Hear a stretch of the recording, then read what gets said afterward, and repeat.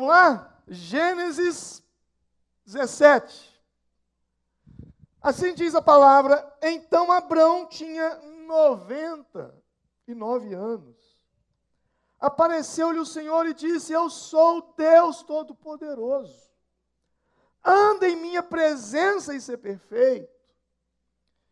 E farei o meu pacto entre mim e ti, e te multiplicarei sobremaneira.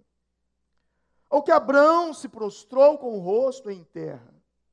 E Deus falou-lhe dizendo: quanto a mim, eis que o meu pacto é contigo, e será pai de muitas nações.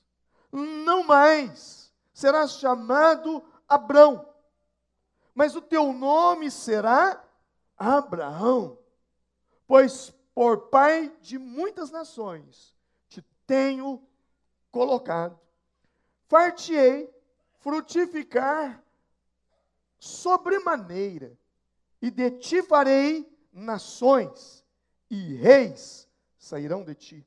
Estabelecerei o meu pacto contigo, e com a tua descendência depois de ti em tuas gerações, como pacto eterno, para te ser por Deus, a ti e a tua descendência depois de ti. Dar-te-ei a tua descendência depois de ti a terra em que és peregrino, toda a terra de Canaã em possessão perpétua, e serei o seu Deus. E disse mais Deus a Abraão, agora já não fala mais Abrão, olha só. E disse Deus mais a Abraão: portanto guardarás o meu pacto, tu e a tua descendência, depois de ti, nas suas gerações. Amém. Paizinho, obrigado pela leitura dessa palavra e depois desse louvor tão maravilhoso, tão ungido, Pai, que preparou todo o ambiente para que essa mensagem, para que essa semente pudesse ser plantada. Que o Senhor venha me dar graça para que eu possa comunicar essa palavra ao coração, aos ouvidos dos teus filhos, em o nome do Senhor Jesus Cristo. Amém. Amém. Quando se fala de identidade,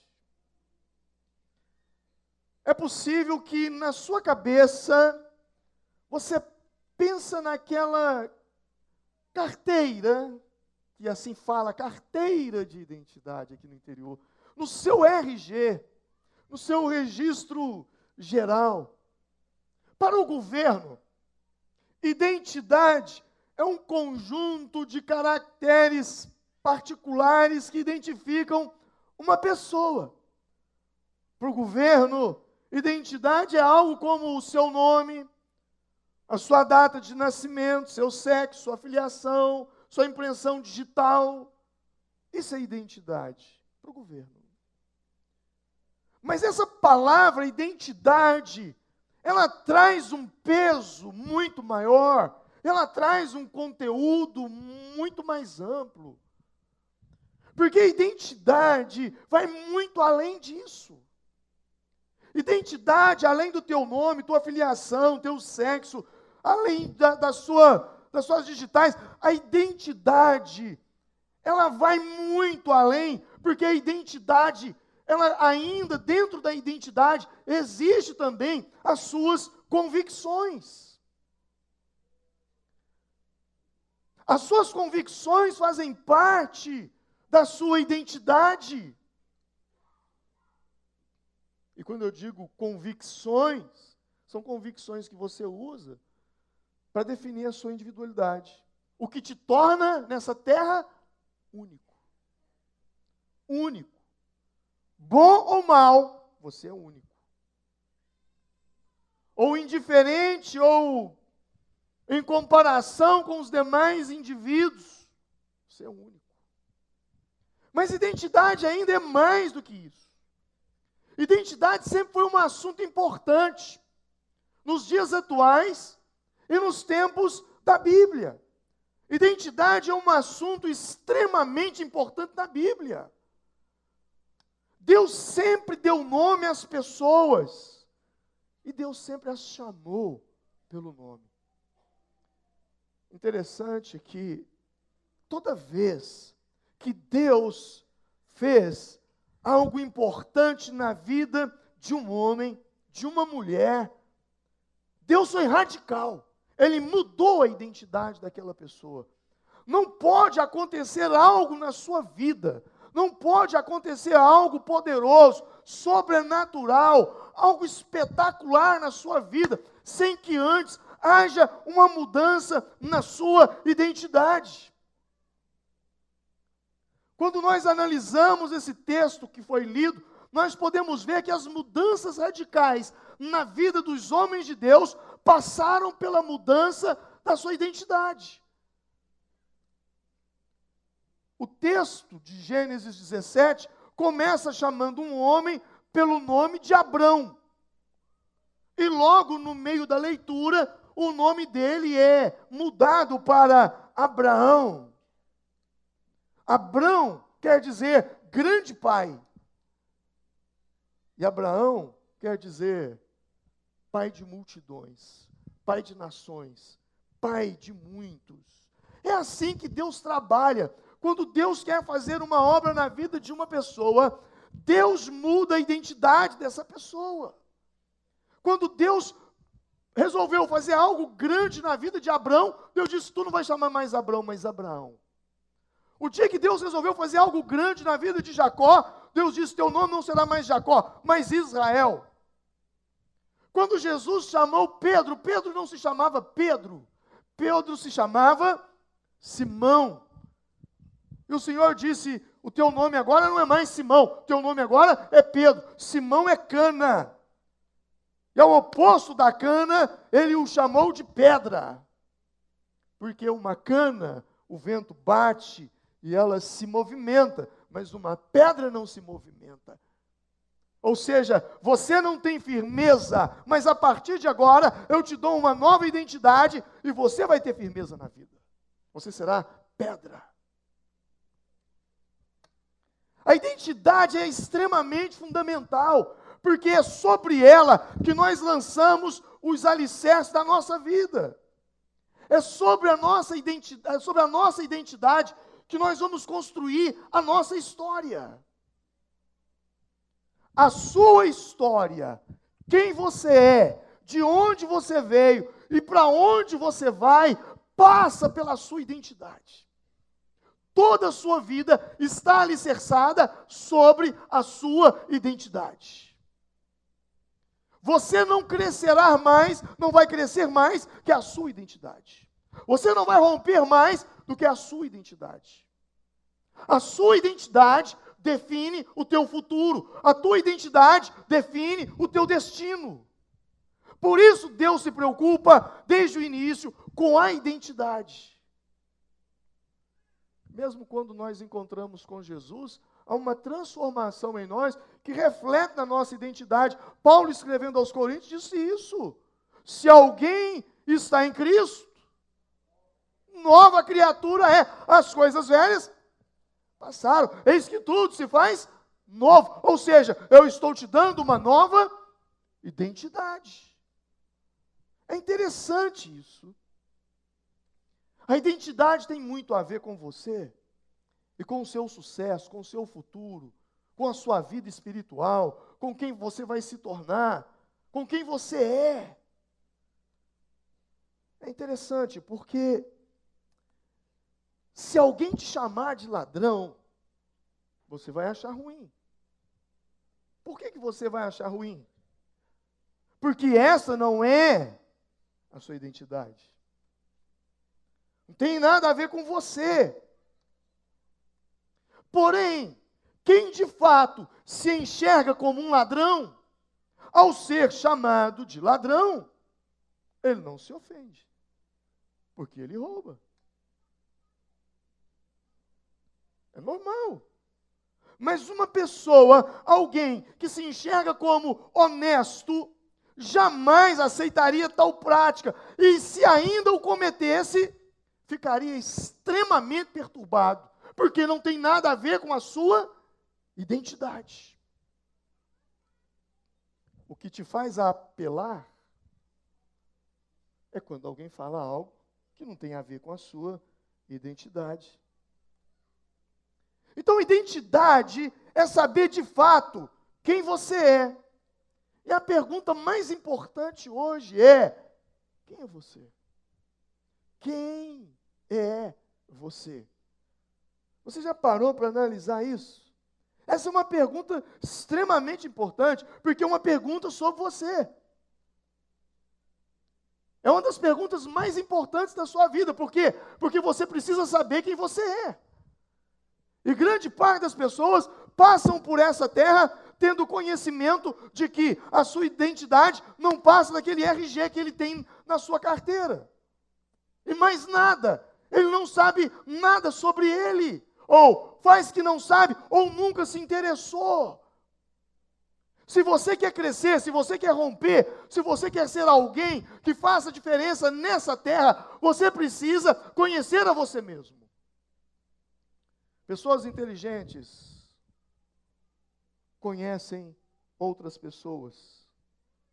Pessoas sábias conhecem a si mesmo. Isso é extremamente fundamental. Você precisa saber quem é você. Sabe por quê? Porque as convicções que você tem sobre você, as convicções que você tem sobre você, define, eu vou repetir, as convicções que você tem sobre você, define as fronteiras e define os limites dentro dos quais você vive.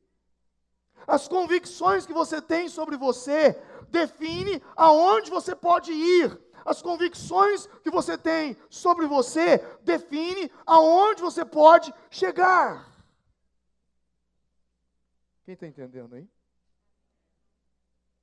É a sua identidade que vai definir as suas conquistas. É a sua identidade que vai definir sua vida espiritual. É a sua identidade que vai definir em quem você se tornará na vida. Quando o Provérbios diz até a criança se dá a conhecer, quando você olha para uma criança e você vê o perfil, a identidade dela, ela se dá a conhecer, você já sabe quem ela vai se tornar, a menos que haja uma transformação na identidade dela nesse caminhar. Sabe, são coisas que nós precisamos estar atentos. Você pode ser uma pessoa muito inteligente. Você pode ser uma pessoa cheia de habilidades. Você pode ser uma pessoa extremamente capaz. Extremamente capaz. Porém, o quanto você irá usar tal capacidade, tal inteligência, tal habilidade, vai depender da identidade que você projetou para si mesmo. Você vai se moldar. Você pode ser inteligente, hábil, ter diplomas, tarará, mas no final, na fritada dos ovos, no final, o que vai decidir são umas convicções que você tem sobre você. É isso que vai fazer a diferença. As convicções que você tem sobre você. Eu ouvi aqui, nesse lugar, um homem dar um testemunho que eu jamais vou me esquecer. Nós estávamos numa reunião de homens aqui. E essa pessoa chegou aqui e disse que ele foi convidado por um amigo a ocupar um cargo de confiança em um órgão do governo. E ao receber aquele convite, ele disse: eu não sou capaz. Eu não tenho capacidade. E ele disse: não, eu não posso. Ele recusou o cargo. Por quê? Por causa das convicções que ele tinha sobre ele. Você entende isso? Passado um tempo, ele encontrou com um colega dele de infância, a quem ele tinha convicção que aquele colega era bem mais inferior, bem mais incapaz do que ele. E ao encontrá-lo, cara, você sumiu, e aí quantos anos? Tudo bem, tá? O que você está fazendo da vida? Olha, eu estou trabalhando no governo. Ah, é? Eu assumi o cargo naquele órgão do governo. Eu estou lá. Que cargo? O cargo tal. Ele pensou, era o meu cargo. E ao se despedir, ele falou, mas como é que esse cara assumiu aquele cargo? Ele era bem mais incompetente do que eu. Ele sempre foi mais incompetente. Eu tinha mais qualidades, mais virtudes. Eu é que deveria ter assumido aquele cargo, não ele. Se ele assumiu, eu poderia ter assumido então. Ele não assumiu, por causa das convicções que ele tinha sobre ele. Identidade. Convicções que você tem sobre você falam da sua identidade. Então não adianta, às vezes, você ter diplomas, habilidades, ou você ter competência. Você tem a competência para assumir um cargo, você tem a competência para começar um negócio, você tem a competência, você tem o desejo, algo arde no seu coração, mas o problema é que você tem uma convicção errada sobre você. Como Moisés, quando Deus o chamou para fazer aquela grande obra, ele disse, quem sou eu, Senhor? Eu não. Eu não tenho, quem sou eu? Mandarão, meu irmão, fala melhor do que eu. Eu não. Era a identidade dele. Até que Deus mexe e muda a identidade dele. Então isso é extremamente fundamental, você compreender a sua identidade, as suas convicções. É extremamente você saber sobre isso. O que você tem projetado sobre você. Quando você olha para o espelho, quem você vê? Você vê uma mulher forte, uma mulher corajosa, uma mulher que já passou em inúmeras situações na vida e que é capaz. Você se vê um homem forte, um homem que, apesar talvez de não ter tido a educação que você talvez gostaria de ter tido, você não teve talvez as formações que você gostaria de ter tido, mas você se vê um homem forte, alguém que diz, não, eu consigo, eu posso. O problema é que muita gente que pode, consegue, muitas vezes diz, eu não posso, eu não consigo. Eu sei que isso faz parte do perfil comportamental da pessoa. Existem pessoas que são assim, extremamente inseguras.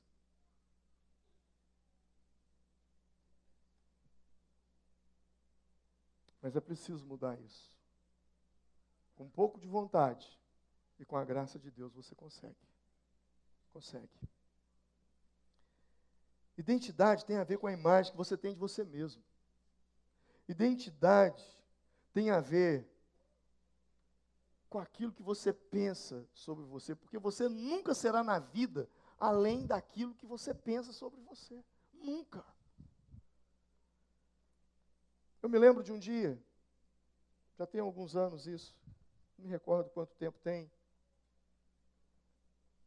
Eu estava em Belo Horizonte. E eu havia viajado com o Flávio. Não lembro o que nós fomos fazer em Belo Horizonte. E o Flávio falou comigo, pastor, eu vou te levar para comer um churrasco. Baby beef. Cristiano Machado. Nós fomos. Sentamos lá. Daí a pouco, naquela churrascaria, entra o pastor Márcio Valadão, o Jeremias e o Elias, aquele que pregou aqui, aquele Google de missões e fala de tudo que acontece nos países do mundo. Eu não conhecia de mídia. O Elias não. E aí o Flávio, pastor, olha ali quem está ali, e não sei o quê, e começou a falar, olha só, eu nunca tinha visto o pastor Márcio ali de perto e tal. Eu virei para ele, bati na mesa, me lembro como se fosse agora. Falei, ei, o quê? Olha para mim. olha aqui dentro dos meus olhos. Ele falou, o que foi? Um dia, você vai me ver sentado com esses homens. 5 meses depois, Lagoinha faz uma conferência de células. E me convida para pregar.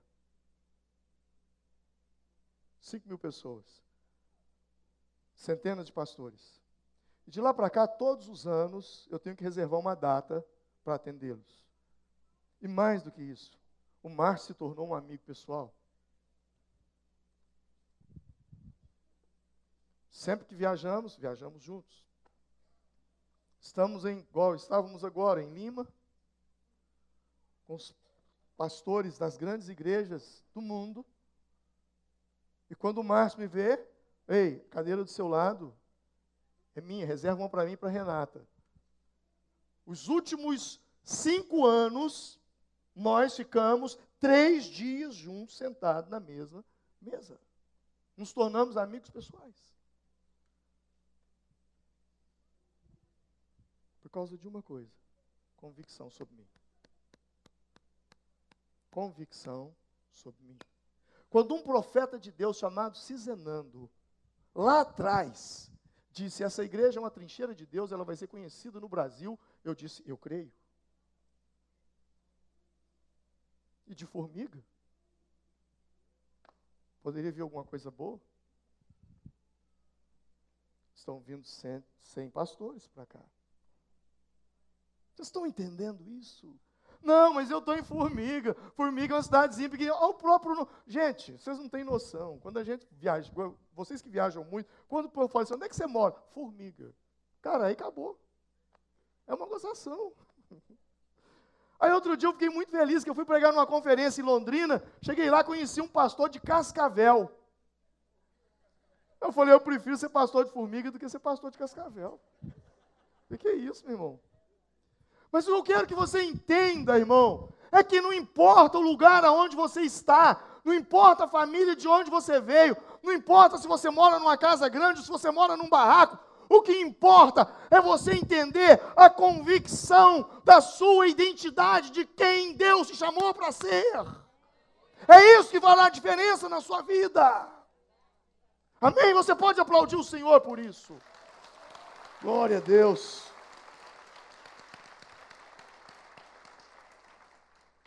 Se você não tem convicção sobre você, se você não tem convicção de sua identidade, isso te privará de muitas coisas. Muitas coisas que você poderia desfrutar, mas você não desfruta. Porque alguém ou você mesmo gerou em você uma crença que te limita. Crenças fazem parte da sua identidade. Sua identidade é feita de convicções, sua identidade é feita de crenças. E quando eu falo de crenças, eu não quero me referir nesse momento em crenças religiosas, apesar de que essa traz um peso muito forte sobre a vida de uma pessoa, e ela influencia e muito a vida das pessoas. Fato é que os países mais pobres do mundo são os países mais idólatras do mundo. Quando você chega numa casa e você encontra tamanha pobreza, você vai encontrar lá idolatria para todo lado. Então a crença, ela traz um peso, a crença religiosa, ela traz um peso. Mas não é sobre isso que eu quero falar nesse momento. Eu quero falar nas crenças que naquilo que você resolveu acreditar, porque crenças nos dão permissões, crenças também nos limitam. Você pode romper de acordo com as crenças que você tem, mas você também pode se travar e não conseguir crescer e não conseguir romper por causa das crenças que te limitam. Eu poderia falar algumas delas. Por exemplo, só é possível ganhar dinheiro no Brasil fazendo coisa errada. Você já escutou isso? É uma crença. E não é verdadeira. Tem muita gente honesta trabalhando e ganhando dinheiro. Ah, eu não tenho tempo para nada. Não tem? Vamos bater um papo? Vamos pegar uma matriz de priorização. Eu vou te dar uma dicasinha para você. Se você quiser saber se você não tem tempo para nada, eu vou te dar uma dicasinha. Você vai chegar em casa hoje, você vai pegar uma folha e você vai fazer uma anotação. Você vai colocar assim, você vai pegar na semana, você vai pegar os 7 dias da semana. Os 7 não. Pega os 5 dias úteis da semana, de segunda a sexta, ok? E você vai pegar nessa folha, você vai escrever de 15 em 15 minutos. Por exemplo, 6, 6 e 15, 6 e 30, 6 e 45, 7, 7 e 15, 7... Tá, beleza? Até fechar o dia. E você vai me fazer um favor, para você mesmo. Anota o que você faz a cada 15 minutos. E você vai ver que você é o maior esbanjador de tempo que existe na face da terra. O maior desperdiçador de tempo. Pródigo de tempo. Faz isso. Monitora o seu tempo ali. Ou pega uma matriz de priorização. O que de fato é prioridade. O que de fato é urgente. O que de fato é importante. O que você pode delegar e pedir outros para fazer. Você vai se assustar. O quanto de tempo que nós desperdiçamos. E você diz, eu não tenho tempo para nada. Isso é uma mentira. Ah, eu não sou bom o suficiente. Ah, eu não consigo aprender isso. Ah, eu nunca vou conseguir alcançar meus objetivos ou realizar meus sonhos. São crenças que te limitam. Ah, tudo precisa ser perfeito. Tem gente aqui que sofre. Por quê? Procrastina. Mas não procrastina, não é porque é enrolado, não é porque é preguiçoso. Não, não é isso, não. É porque tem um espírito, vou chamar de espírito, né? Um perfil, um espírito de perfeccionista. Para você nunca está bom. Nunca está bom. Talvez seja o caso desse amigo que eu acabei de citar agora.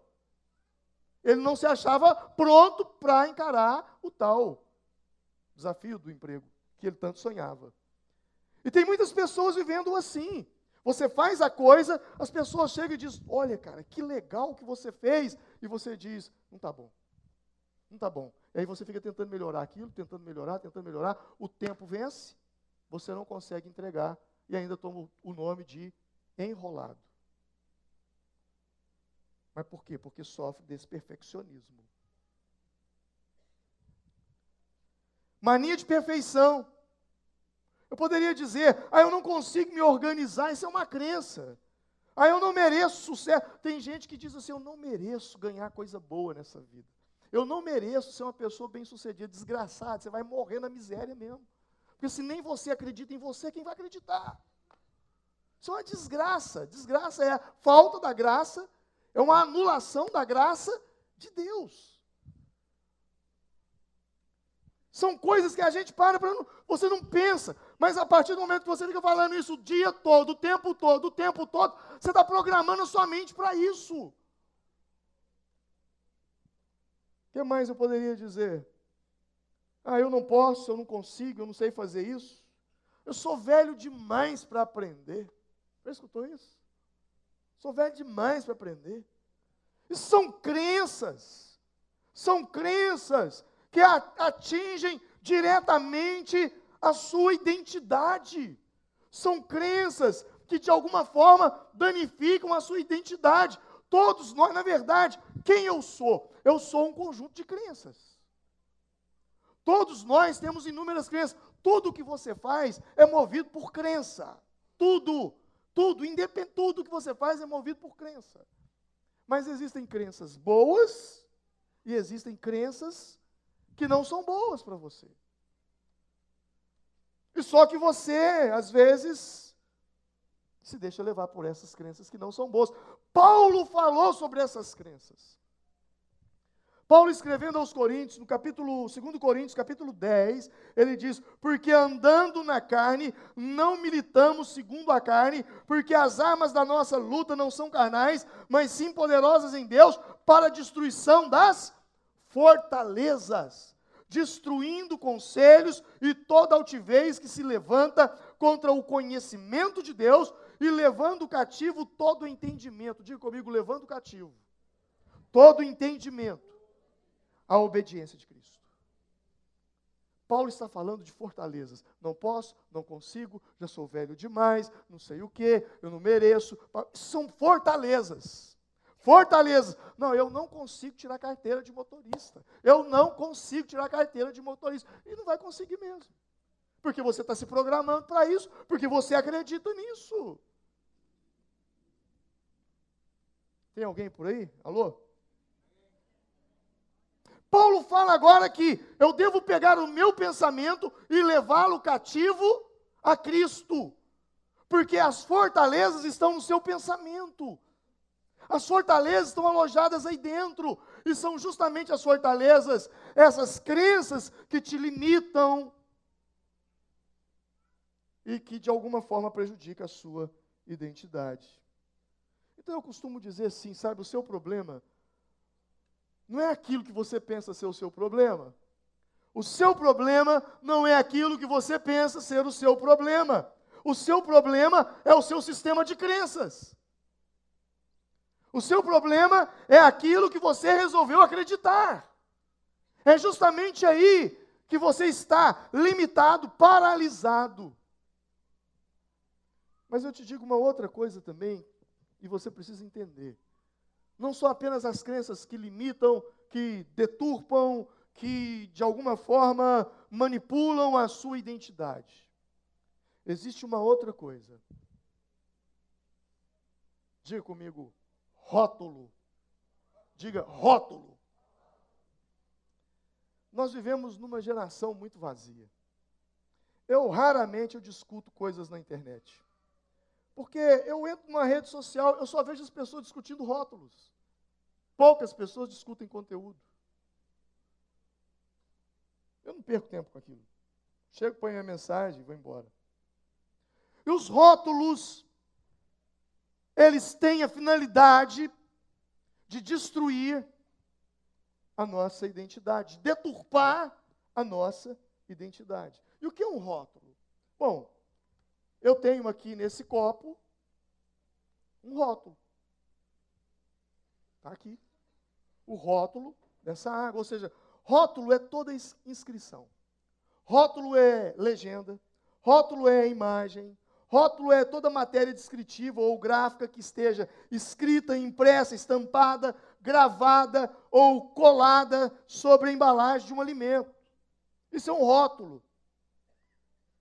Mas existem rótulos que as pessoas tentam colocar em você. E você também já colocou muito rótulos nos outros. Pastor, não estou entendendo. Seja mais claro. Você não vai ver ninguém por aí com um rótulo na testa. Tem uma imagem aí de rótulo na testa aí, Felipe?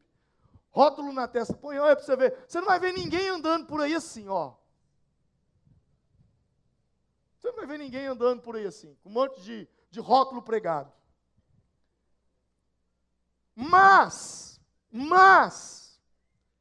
se os rótulos invisíveis que nós temos se tornassem visíveis, era bem possível que todos vocês estariam aqui sentados e eu aqui, dessa forma aí. Porque as pessoas nos pregam rótulos o tempo todo. Elas colocam rótulos em nós. E o problema do rótulo é que muitas vezes você acredita nele. Alguém chega, fala algo sobre você e você fala, é isso mesmo. Pum, pregou. Está lá na sua cara. Nós julgamos as pessoas. Muitas vezes não é pelo conteúdo, é pelo rótulo. Quantas vezes você olhou para uma pessoa sem conhecê-la e disse, nossa, que pessoa chata. Quantas vezes você olhou para alguém e disse, cara metido? Daí um tempo, alguém te apresentou aquela pessoa, você fez amizade com ela e pensou assim, puxa, ele não era nada daquilo que eu pensei. Por quê? Naquele dia você meteu um rótulo nele.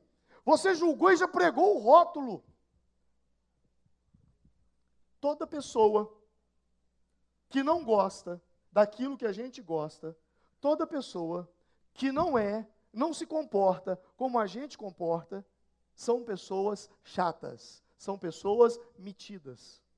Toda pessoa que não pensa como eu penso, toda pessoa que não gosta do que eu gosto, toda pessoa que não tem o mesmo tipo de comportamento que eu tenho, para mim é um metido. Sabe por quê? Porque eu sou um cara legal. E como ele não é igual a mim, então ele não é legal. É desse jeito que nós nos comportamos.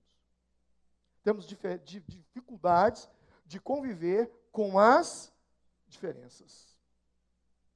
E é nas diferenças que nós nos completamos.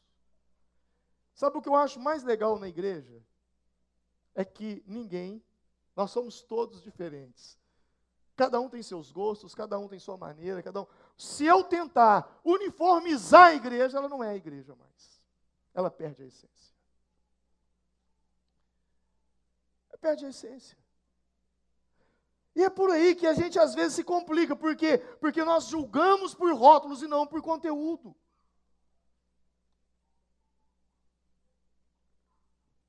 Você já olhou para alguém? Quem aqui não gosta? Aí eu vou falar de homens, as mulheres nem tanto.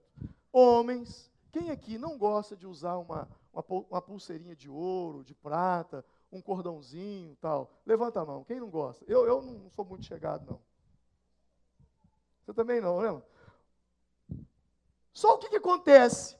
Quando você se encontra com uma pessoa, um homem, aquele monte de colar e tal, com pulseira, não sei o quê. Cara metido. Por quê? Se esse cara de cordão, sei lá o quê, blá, blá, blá, blá, blá, blá, blá, blá, blá, blá, encontra com um outro igual a ele, ele pensa, cara legal. Os perfis comportamentais são muito interessantes. Por exemplo, as pessoas que são pessoas alegres, extrovertidas, que conversam e tal, e entra e sai, e faz amizade com todo mundo, e conversa e conta caso, esse se identifica com gente igual a ele. Porém, pessoas extremamente cautelosas, aquelas que estão num ambiente e que está todo mundo falando, e ele só fica assim, ó.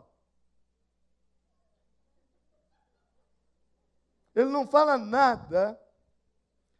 Esse tipo de gente tem uma dificuldade de conviver com gente falante. Se ele pudesse, ele levantava, ia lá e botava um zíper nele. Ele não suporta. Ao passo que o falante, ele olha para esse cara e fala, não, mas que cara desanimado também, pelo amor de Deus. Você já morreu, não me enterraram até hoje. Faz nada na vida, fiquei calado aí. A gente se identifica com quem se parece com a gente. E quem é diferente, a gente dá um... São os perfis. Por exemplo, existem pessoas aqui que para eles a importância é o resultado. Existem pessoas aqui que o importante para eles é o relacionamento. Eu tenho certeza que se amanhã eu ligar para você e dizer assim, meu irmão, minha irmã, eu preciso de você às 8 horas da noite para uma reunião. Um grupo de pessoas vai me responder assim, para fazer o quê? Porque o foco dele é resultado. Outro grupo de pessoas vai virar e falar assim, pastor, quem vai? Ele não está preocupado com o que vai fazer, ele está preocupado com quem vai. É o perfil comportamental dele. Então nós somos diferentes. E nessa diferença, nós rotulamos, somos rotulados. Não tem problema com o rótulo. O rótulo sempre existiu e sempre vai existir. A propósito, qual é o seu rótulo? Ou quais, né? Eu tenho um caminhão de rótulo. ou uma carreta carregada, ou um trem de ferro com um monte de vagões puxando meus rótulos. E quanto mais a igreja cresce, mais rótulo eu tenho. Mas você já parou para pensar nos seus rótulos? Ou nos rótulos que eles colocaram em você? Eu não tenho problema em ter rótulo pregado em mim. Eu tenho problema em acreditar que isso é uma verdade. Enquanto o rótulo está pregado na sua cabeça, nas suas costas, na sua frente, sei lá na onde, não tem problema. O problema é quando esse rótulo entra. É aí que mora o perigo. Os rótulos, eles nascem. Sabe, irmãos, toda vez que em um conflito, que em uma divergência, alguém te contar uma versão, e você escutar só uma versão, você pode ter certeza, você vai meter um rótulo no outro. Quando você conversa com o outro, aí você vê, não é bem esse rótulo, não. Ele não é isso. Porque eu também, no lugar dele, às vezes, eu tinha feito a mesma coisa com esse aqui. Toda vez que você não ouvir as duas partes, você dará um rótulo para outra pessoa. Trapaceiro, sem educação, agressivo, aproveitador, incompetente. Eu vou dar um exemplo. Tem uma criança fazendo uma bagunça ali. E daí a pouco a mãe chama atenção, o menino não, chama de novo, não, tarará. Daí a pouco a mãe então chega de forma enérgica e fala, meu filho, não faça isso. E você passa justamente naquele momento. Você não viu nada, você só viu aquele momento. E é justamente o momento que você vai meter um rótulo. Nossa, fulana, Deus me livre, eu vier fazer uma coisa com o filho dela lá na igreja aqui. Miséria e queima. Mas não viu. Você está entendendo? Então o tempo todo é assim. O tempo todo isso acontece. Daí a pouco, sabe, Deus coloca um projeto, Anice, no seu coração, de se juntar com outras pessoas, como o Carlos Eduardo, como o Genivaldo, como outras pessoas, as quais, e pega aquela Santa Casa, devendo milhões, um negócio que está aberto hoje para mim, aquilo ali se chama milagre.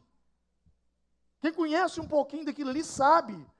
Daí a pouco esse pessoal que tem a vida deles, que não depende nada daquilo ali, vê aquela situação, fala assim, não, eu vou ajudar.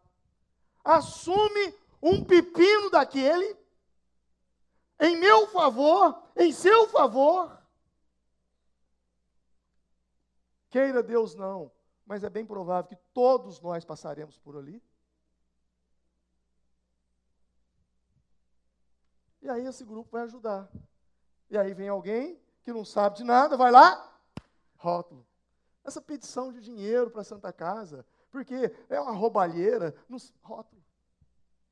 E aí, você se deixa levar por um rótulo desse, você tem um projeto, sabe o que você faz? Quer saber de uma coisa? Eu não preciso disso, eu tenho minha empresa, eu tenho minha vida, eu não devo nada com isso aí, quer saber de uma coisa? Eu vou jogar isso para um lado. E aborta um projeto de Deus na sua vida. Vocês estão entendendo? Quantas vezes aconteceu isso com você? Você quis ajudar um parente na sua casa. Alguém estava precisando de ajuda. Você viu a situação, daí a pouco você falou, não podemos deixar essa pessoa desse jeito. Aí você vai lá, fulano, aqui, me ajuda aqui, me dá um pouquinho de dinheiro aqui, que fulano está passando dificuldade na casa dele. Fulano, você me ajuda com isso, você me ajuda com aquilo. Daí a pouco alguém vê você fazendo aquilo. Está metendo a mão no dinheiro dos outros lá, ó. E aí, pá, rótulo em você. Trapaceiro, ladrão e sei lá o quê. Aí aquilo chega no seu ouvido. Sabe o que você faz? Quer saber de uma coisa?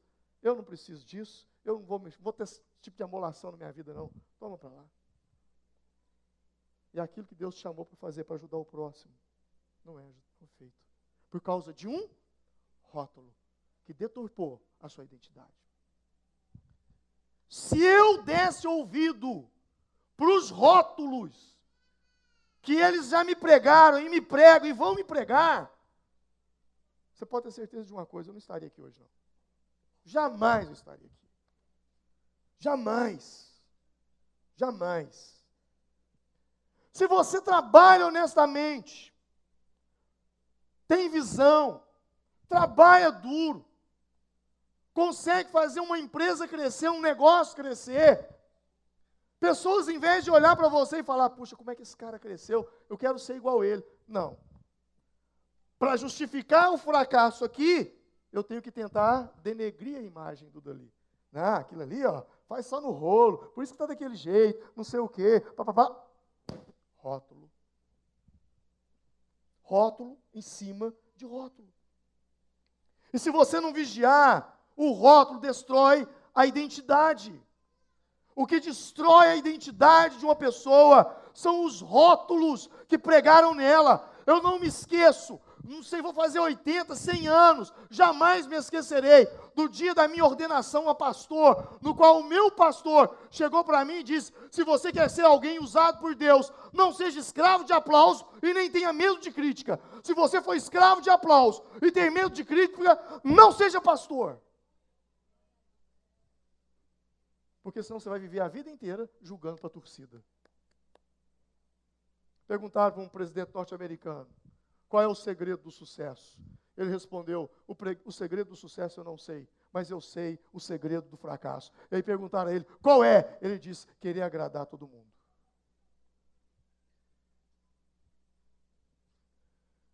Rótulo. Quando você define sua fé, eles te metem um rótulo. Crente, evangélico, pentecostal, tradicional. Tudo isso é rótulo. Nem mesmo Jesus viveu o livro dos rótulos. O Galileu, o Nazareno. Quem é esse que está fazendo milagre? É o filho do carpinteiro ali. Ó. Jesus ia numa festa, essa é uma boa desculpa para eu ter comido 5 vezes na casa da irmã. E o chamavam de comilão. A Bíblia diz que eles o chamaram de beberrão. E não só isso, eles colocaram um rótulo em Jesus. Este homem é um endemoniado. Ele é um lunático. E mesmo no dia em que ele morreu, e o crucificaram na cruz, o que fizeram? Meteram um rótulo em cima lá. Jesus Nazareno, Rei dos Judeus.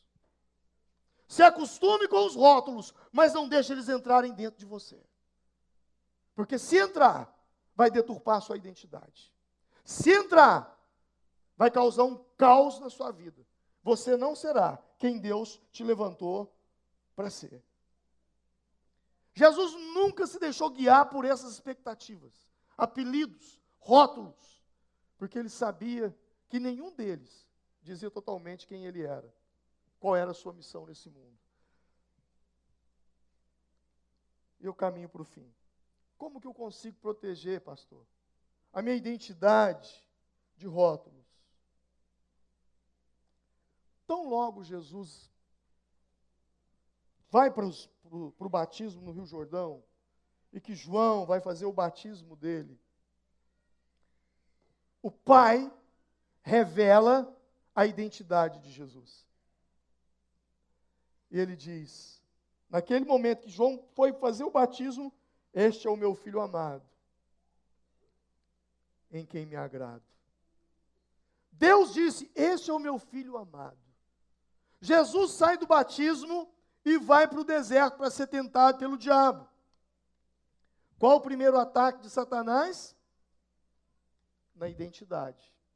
Qual foi a primeira tentação do diabo em Jesus? Jesus tinha acabado de ouvir, este é o meu filho amado em quem me compraz. Quando Satanás chega ali para tentar Jesus, ele faz uma pergunta. Se tu és o Filho de Deus, transforme essas pedras em pães e coma. Olha que interessante isso. Muitas vezes nós focamos no pedras em pães. Mas para mim, a parte mais importante dessa frase de Satanás não era transformar pedra em pães, mas é o se tu és o Filho de Deus. Ou seja, tentando gerar dúvida na identidade. Quem ele era. É isso que o diabo tenta fazer com você o tempo todo. Tentar gerar dúvida na sua identidade. Quem você é. Você não tem que provar nada para ninguém. Você é quem Deus chamou para ser. Só isso te basta. Todas as vezes que eu me sinto triste ou abatido por algum rótulo que estão tentando destruir a minha identidade em Cristo, eu me lembro das palavras de Paulo a Timóteo, 2 Timóteo 1,12. Por cuja causa padeço também isso, mas não me envergonho, porque eu sei em quem tenho crido, e estou certo que Ele é poderoso para guardar o meu depósito até aquele dia.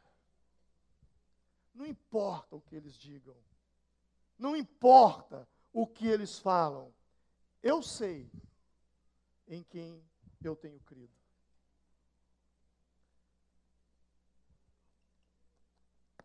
Havia uma moça que se converteu na nossa igreja.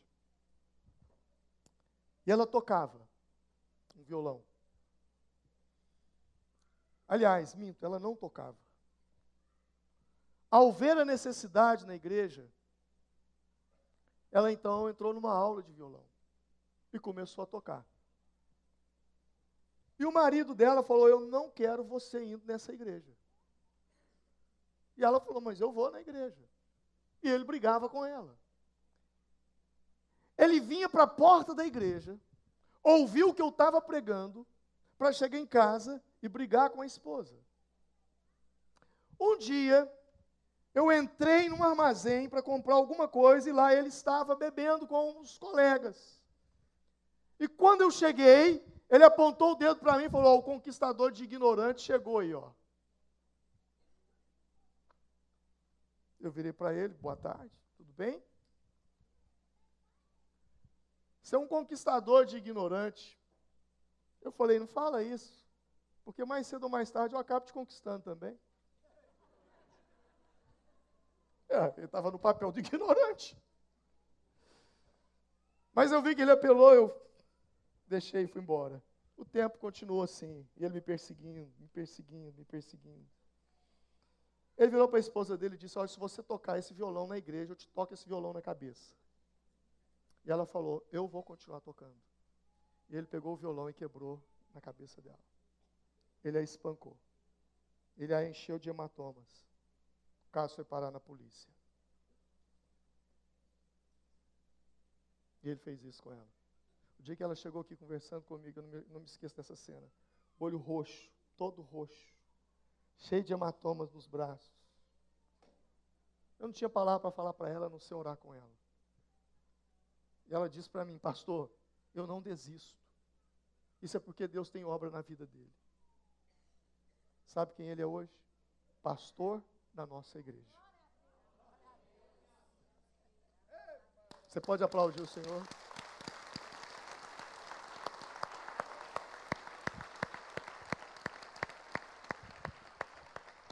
Pastor Jesus. Pastor da nossa igreja. Eu não sei o que você está passando, mas jamais negocie a identidade que Deus tem para você. Vamos orar? Eu quero orar com você.